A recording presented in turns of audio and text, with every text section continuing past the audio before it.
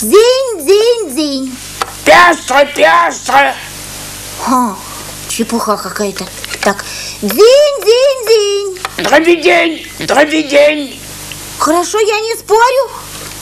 Пусть чепуха и дребедень, это ведь одно и то же. Ерунда, ерунда. Дзынь, дзынь, дзынь. Пускай ерунда, но впустить-то меня надо. Дзынь, дзынь, дзынь. Пястро, пястро. Еще раз говорю, дзынь, дзынь, дзынь. Здравствуй, здравствуй, Фафаля. Что ты так разволновался? Фу. Здравствуй, дорогой. Здрасте, Николай Михайлович.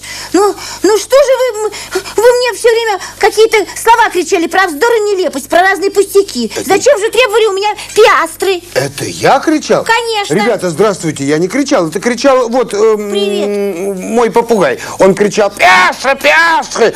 А я как раз ванну принимал. И поэтому ничего не слышал. Вот такая чепуха и получилась. Вот я и говорю. Чепуха. А он говорит дребедень. А ведь это же одно и то же.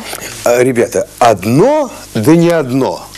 Фафаля, сейчас мы с тобой это проверим на практике, хорошо? Хорошо. Бери топор и, пожалуйста, поруби мне вот этот чурбачок на мелкие щепочки. Ну уж нет, Николай Михайлович, теперь меня не проведешь. Рубкой чурбана мы уже однажды занимались, когда я баклуши бил. Ну те, помните баклуши, из которых когда-то ложки вырезали? Больше я баклуши бить не буду. А я тебе и говорю, что дело вовсе не в каких-то там баклушах. Берем этот чурбачок и рубим его на мелкие щепочки. О, видишь, как здорово получилось, Фафаля?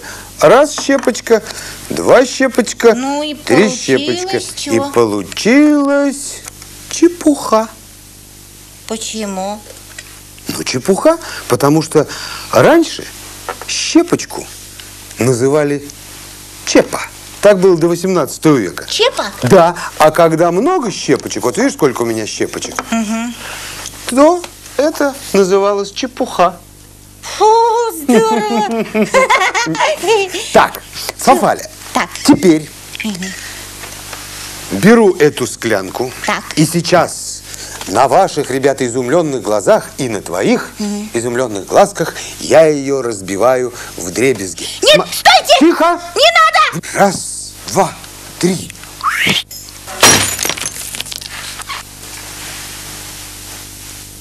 Ты слышал, что сделала банка? Слышал, банка сделала дзынь. Дзынь. Ой, Разбилась. разбилась Вдребезги. вдребезги.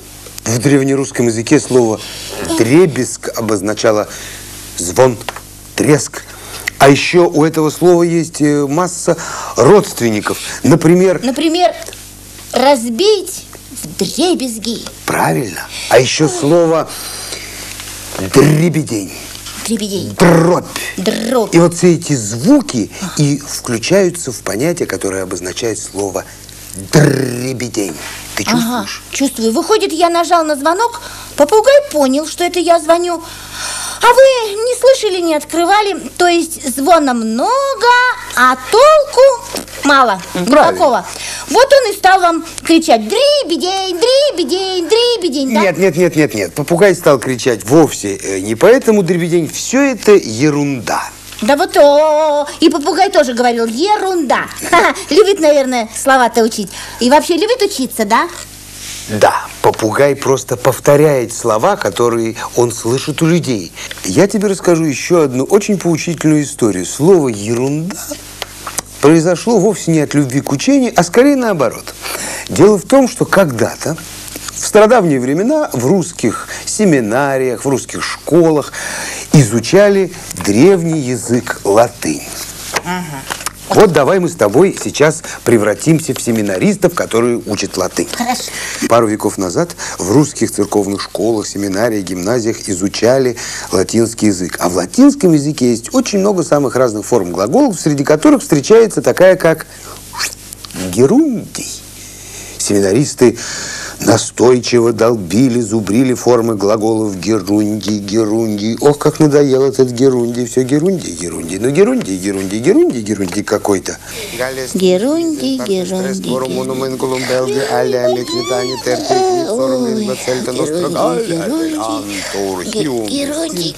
герундий. Вот это мне герундий.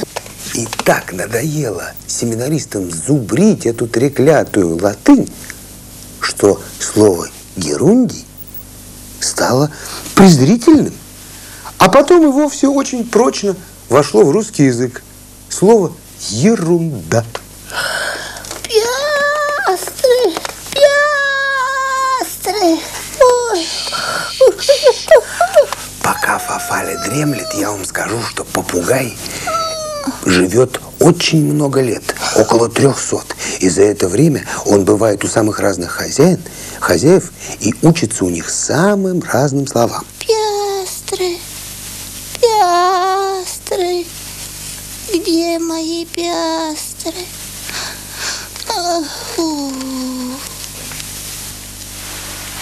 Пиастры, пиастры, подъем! Пираты! Защищайся, Фафаля, на нас напали пираты! Пираты!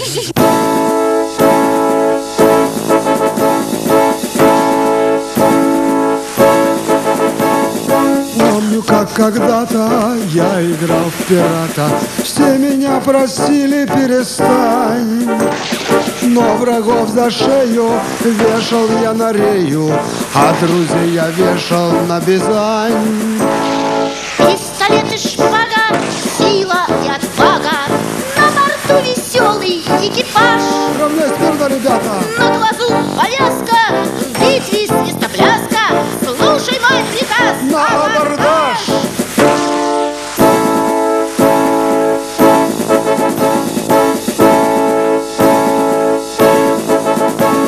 В небе альбатросы, в коврике матросы, в море сарданелла и минотай. В камбузе похлебка, а в каюте птичка. Это мой любимый попугай. Я понял! Это тогда ваш попугай от пиратов научился этому слову пиастры. Правильно, правильно, Фафаля. А если бы вдруг повторяли, например, рубль, он бы тоже повторял? А вот попробуй, повторяй. Рубль, рубль, рубль, рубль, рубль, рубль. Ля-ля-ля-ля-ля-ля-ля. Ничего не интересно ты говоришь. А как? Что ты зарядил все? Рубль, рубль. Вы же Ты, сами ну сказали. попробуй, Фафаля. Ну попробуй, поиграй с этим словом. Ну покрути его так, этак, так, этак. Вон, понял. посмотри. Вот так. Вот посмотри. Рубль, Вот да. это рубль. Да. Ну, поиграй с этим словом, Фафаля. Вот это рубль. Вот это рубль. Да. А вот, например, вот наградить рублем. Вот я тебя награждаю рублем, Награждается Фафаля. рублем Фафаля. Так. Да. А теперь вот каждому по рублю. Каждому Вот, по рублю. Академику. Тебе рубль и мне Да, рубль. по рублю. А заметил? Рублю. Ну, ничего тебе не напоминает это? Смотри, рубль.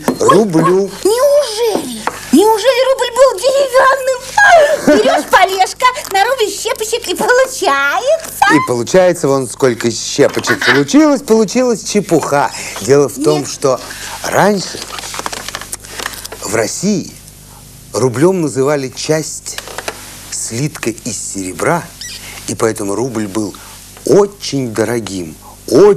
Так что и пиастры, и рубли – это очень дорогие слова. Ну, каждая имеет свою цену в своей стране. Правильно. А человек отличается от попугая способностью это понимать. Вот. Потому что попугай говорит, но совершенно ничего не понимает. Чепуха! Все дробедень! Ерунда, пиастры! Фурс!